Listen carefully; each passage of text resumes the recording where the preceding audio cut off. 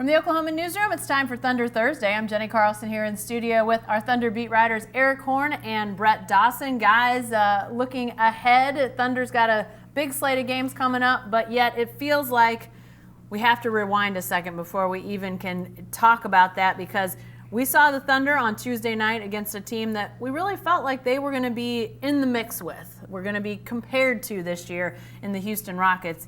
And Eric, it wasn't really that close. 10-point game at the end, but it really felt like Houston just kept the Thunder at arm's length. Seems like the gulf between these two teams is pretty darn big, and we did not expect that this year. Yeah, and you know, earlier in the season, we're the same people who say don't make too much of one game. But you know, we've seen the Thunder play inconsistently, poorly on defense since Andre Robertson went out.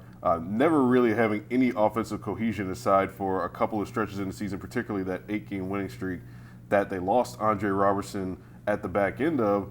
But it was pretty evident last night that Houston is in another tier in terms of just being able to create offense easily. They've improved their defense significantly in the past year. They basically just walled off the lane for Russell Westbrook and Steven Adams in their pick and roll game. The Thunder couldn't get any points in the paint. That's what they do best. And basically, Houston has figured out a way to elevate themselves to be one of the best teams in the NBA. They're a team that can legitimately push the Golden State Warriors. And the Thunder, on the other hand, is on the other end of the spectrum. They're a team that's going to be fighting for playoff position, and they might not make the playoffs. Brett, we knew that Houston was going to have a lot of firepower. You know, you see the Chris Paul acquisition, obviously James Harden, that they were going to be able to compete that way with the Rockets. But I wrote about this, and I frankly was surprised to be writing about how good defensively they seem to have become. We'll talk more about the Thunder and how that all relates. But when you look at that, that really seems to elevate them into, you know, Warrior land, if we're talking about, you know, who can contend. It seems like this is a team in the Rockets that has all of those parts. Yeah, they have a lot of really good individual defenders. I mean, Chris Paul is an excellent defender, Trevor Ariza, Luc Richard Mbah-a-Moute. What they did, Eric talked about the fact that they were able to kind of wall off the lane. Steven Adams didn't get anything going in the pick and roll. Russell Westbrook really outside of transition, had a hard time getting to the rim. And you look at the way the Rockets are constructed, that's very hard to do to them because of the way they shoot the ball. So if they get anywhere near the paint, they're going to be able to kick. They're always one or two passes away from a really good three-point shot. And everybody, almost everybody who plays is comfortable shooting it and comfortable making it. The Thunder isn't really that kind of team, and so that does make things a little easier on the Rockets. But they also have just really dramatically improved. And I think the one thing we thought going into this year, we certainly thought that the Rockets would probably be the better offensive team just because they've been a better offensive team. It's Mike D'Antoni. I think we thought the defensive gap would be, I think we thought the Thunder would have the lead there when they added a guy like Paul George to a guy like Andre Robertson. Obviously, they don't have Robertson anymore, but that hasn't happened. And look, the Thunder didn't help themselves last night either. I mean, they commit 20 turnovers. A lot of that's because of the Rockets' defense and how good the Rockets were getting their hands to balls and deflections, particularly when Russell Westbrook was trying to penetrate and get the ball into Steven Adams. But the Thunder wasn't getting back on defense either. They were getting beaten transition. They weren't doing a good job in help defense. There were a lot of things that snowballed on the Thunder last night, and it really just showed the gulf in between these two teams. Seems like you've got a team in Houston that gets a lot of easy baskets just because of the way their offense is. You can't give them more easy baskets, and that seemed because the Thunder, there are not a ton of easy baskets out there, and especially not of the three-point variety, Brett. Yeah, well, for one thing, because they're just not great enough shooters. There aren't enough good shooters on the floor. That's the biggest problem. Russell Westbrook is not a good three-point shooter. He shot the ball really well last against the Rockets, but went 0 for 4 from the three-point line. Paul George has been a tremendous three-point shooter all season, but not since the All-Star break. Carmelo Anthony is kind of hit or miss, got off to a really hot start and couldn't get anything going in the second half. But outside of those guys, they don't really have reliable three-point shooters, and that's a huge detriment in today's NBA, especially when you're trying to build a championship contender. You guys talked a lot about this on the Thunder Buddies podcast after the Rockets game. Shameless plug, by the way. Listen to the Thunder Buddies podcast if you're not already. But construction of the team. I mean, you guys have both alluded to this as we've been talking. This is a team obviously constructed to compete for a championship in theory, but as we've seen them go up against the teams at the top of the standings, Eric, we've seen the three-point generation of shots. That's really where those great teams, the Warriors, the Rockets, getting threes in great volume and getting great looks and then knocking them down is just, it's such a big part of the game for those teams. That seems to be where the Thunder, while Paul George can be a great shooter, Russell Westbrook is not a natural three-point shooter. That is really a big problem with this team. Yeah, and it's a thing that we have. We have 2 seasons of sample size data to go off of now. Russell Westbrook is a 29% three-point shooter this year. I think he's even 28%, 31% for his career. You've got teams like Golden State where their core players are guys that can shoot the three and also can create the three better for other players. Brett and I kind of talked about this on the Thunder Buddies podcast last night. If you take the Thunder's secondary players and put them around James Harden, James Harden can probably make those guys into competent three-point shooters. I don't know if you could do the same thing if you took the Rockets' core player, or not core, their secondary players, a PJ Tucker and Mbah Moute, and put them with Russell Westbrook, because it's a different style of play.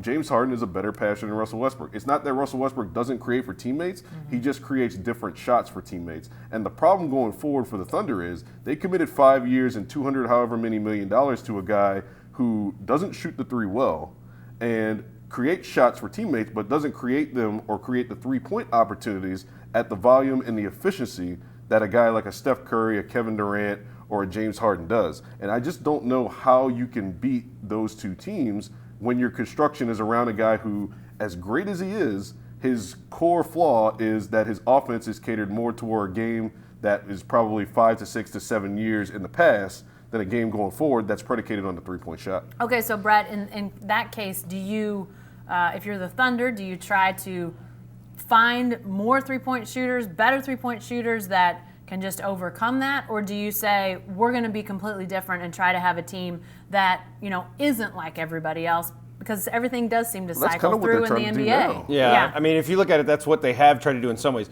In past years, they were big. They went big, and nobody else was really doing that. Now this year, they've scaled away from that, obviously, because Enes Kanter is gone. But if you look at the construction of the team, what they really built was a team that they said, we're going to try to be able to defend those teams. It's not so much about being able to make three-pointers the way those teams do. What we're going to do is defend those teams really well. You have Paul George, you have Andre Robertson on the wing. Now you've built the core, and Steven Adams is sort of the anchor inside of that defense. You've built a core of a team that should be able to defend those teams. What we've seen is, without Andre Robertson, this isn't a good defensive team. It's a long way away from being able to stop those teams. And when you can't do that, when you can't be great defensively against teams like Golden State and Houston, you have an offense that's constructed to not really give you a great opportunity. And when we talked about this last night, losing Andre Robertson shouldn't crater everything you've built up throughout the season. They get on an 8-game win. As good as he is defensively. And even as much of a contributor he is offensively in terms of the cutting and the screening and him knowing his role and not taking anything off the table this season in terms of the offense, because last year he had to shoot threes. That was taking possessions away from the Thunder. This year he's been able to fill his role beautifully. That shouldn't be the detriment of this team completely to where they fall off in their 17th in the league in offense and defense since he's gone out injured. The Thunder should be able to overcome that. It's a core flaw that they built the team around a guy that, again, preface this, Russell Westbrook is a top 5 player in the league. He is a great player, but there's a difference between being good and great in terms of a team standpoint. Right. You can have a great player on a team, but it's not going to get you to the echelon of being a great team overall. Giannis Antetokounmpo in Milwaukee is a great player, but does he stand a chance against Cleveland in a 7-game series right now? Yeah. I don't think so. He needs more development. Kyrie Irving's a great player, but Boston's offense as a whole isn't a good offense. They have a great defense that they're relying on right now. DeMar DeRozan, you could say he's a good to great player, but do we trust a team like Toronto going up against LeBron James, who we know is a great player and has proven himself time and time again? The concept of being able to go up against the Golden States and the Houstons, the way that the Thunder plays and the style that they play, you can do that in a one-off game, but in a 7-game series, it's gonna fail. All right, guys, as the Thunder comes out of that game against Houston and we glance at the standings or pore over them, it may be the case with Thunder fans as they're really trying to figure this thing out. Thunder right now sitting 7th, which would mean a first-round series. If these standings held, it would be a first-round series against Golden State. But frankly, they're a game and a half back of the 4 spot, 2.5 games back of the 3. But, I mean, if you look at where the Thunder could fall, if they fall into that 6-7 range, maybe even 8, you're looking at a first-round series against a Houston or a Golden State. And, Brett, that seems like a danger zone to me. Well, they're not going to win one of those two series. I mean, they wouldn't beat those teams in 7 games. If they're the 6, we'll see who the 3 is. I think there's a lot of teams out there right now. Look, if the Thunder let's say the Thunder gets up to the 5 and Portland is the 4. Do you feel confident the Thunder can win a series against Portland without home court? Nope. I don't. They can't win in Portland. So if you can't win a game in Portland, and by necessity you have to win a road game to win a series, I don't like their chances. Look, if they don't have home court against New Orleans, the way New Orleans has played against them this year, I don't think you can have a lot of confidence. I'd probably pick the Thunder in a 4-5 series regardless against New Orleans, probably. But it's hard to say that. The 4 is really important, I think, to them. To get a home court, get into a series that you have a chance to win. Because we've reached a stage for this team now where getting to the second round, based on everything that's happened, is just going to feel like, okay, you salvage something. Yeah. If you don't get out of the first round, or if by some chance you don't make the playoffs, what has been a disappointing season turns into a massive disappointment. I think the Thunder can have confidence against 3 teams that are in the playoff mix: San Antonio, Minnesota, and Denver. Otherwise, and frankly, they can have confidence against New Orleans because I don't think that New Orleans has the body Playoff of work. experience. I don't think that they have the body of work that could say, they can really push the Thunder in this. Anybody could push the Thunder in a 7-game series because the Thunder has just played inconsistently all season. But compared to the other teams, I don't think that New Orleans has the body of work. I mean, Anthony Davis had a tremendous season, and they're actually shooting the ball pretty well from 3-point range. But I don't think they play defense at the caliber of some of the other teams that they'd be going against, particularly San Antonio is one of the better defenses in the league, even without Kawhi Leonard, which is remarkable. Mm-hmm. But I think San Antonio, Denver, Minnesota, those will be the teams you'd ideally want to have in a playoff series. And then even looking at that, Minnesota's beat them 3 or 4 in the regular season. Granted, one was on an Andrew Wiggins buzzer beater. And the one win that they have against Denver this season was by 1 point that Barry Trammell swung. So look, the Thunder is not in good shape right now, y'all. Y'all just need to understand that this is not looking like a good proposition for any team that the Thunder faces in the playoffs. And who would have thought we'd be saying that at the beginning of the year? Definitely not. Although I would say, sign me up to see Steven Adams work against Anthony Davis in the playoffs. For all of the gloom and doom coming out of that Rockets game on Tuesday night, Steven Adams played like a madman out there. He played hard. He always plays hard. But, man, he was engaged. He was talking about defense, explaining defense, playing defense. I mean, Steven Adams, if there's a bright spot, that guy played really, really well. He really did. And the Rockets took him away offensively at the start of the game. He really didn't get anything going offensively until he and Paul George got a little something going in kind of a 2-man game a little bit in that second half. That kind of got the Thunder back in the game. I will say this. You might want to sign up for 7 games of Steven Adams versus Anthony Davis. I bet Steven Adams doesn't. Maybe not. Okay, guys, before we get out of here, let's look ahead a little bit. Thursday, Phoenix comes to town. Saturday, San Antonio comes to town. Monday, Sacramento. And then at Atlanta on the second night of a back-to-back next Tuesday. Obviously, Phoenix, they've had trouble against Phoenix. San Antonio, we know the Spurs will be tough.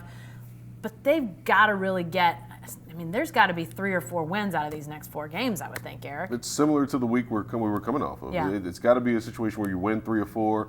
Ideally, you sweep. The Thunder's not going to sweep. But you got to beat Phoenix tomorrow. You got to. I'm not going to say you got to beat San Antonio, but you should beat San Antonio. Yeah. You should beat them at home. They don't have Kawhi and Leonard. You're going to have an extended homestand where you haven't been changing time zones like they were last week. They would have been home for a week. There's really no excuse. Just go beat San Antonio and get yourself a good win at home on a Saturday night. They're going to be geeked up for the game. They're going to be amped the way that they should have been for Houston.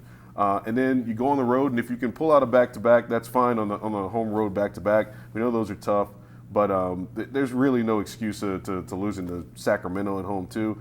If you lose to Atlanta on the road, it sucks. It's a bad loss, but a back-to-back is understandable at times. You still should beat Atlanta too. So really, frankly, they should be favored and win against every team but San Antonio this week. The team they are supposed to be would go 4-0 in these games.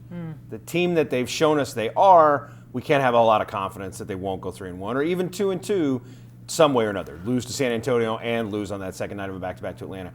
But look at what New Orleans is doing now. They've won 9 in a row. Anthony Davis is playing like an MVP. Portland has strung together a bunch of wins. I don't know how many straight wins. Damian Lillard is playing like an MVP. They need to do this. They need to get some momentum. They need to win games they're supposed to win and build something, just kind of get rolling downhill a little bit, get things going instead of sliding the way that they are. So this is an important stretch. The Rockets game was the one game in this stretch that it felt like they had very little chance to win. The Portland game and the Rockets game were the games that felt like they had very little chance to win. They got to now sort of capitalize on what's in front of them schedule-wise, because it is going to get very tough. They're going to go through a stretch very soon. It's going to start very soon with this game coming up against the Clippers, where they play 11 straight games with winning records. You got to take advantage before that starts. I think they not only need to win several of these games, maybe all of them, I think they need to have some blowouts. Have some games where in the fourth quarter... Well, now you're getting greedy. For positive effect. These guys have got to win games against teams, yes, that they're supposed to beat, but don't just eke them out. Don't just have to have heroics in the fourth quarter where, Russell Westbrook puts on his cape and his superhero mask and wins them. I think they got to start winning some games like that. You're not impressed with buzzer beaters against Sacramento and rallies against Orlando at home? It's fun. There's no doubt about it, but they do need to do that. But they won't. But they won't because we know what this team is, and they don't take care of business. All right. Thursday night, back on the court against Phoenix. Suns will be in town. We'll have your coverage, so be sure to stay with the best coverage team anywhere at newsok.com and every day in the Oklahoman.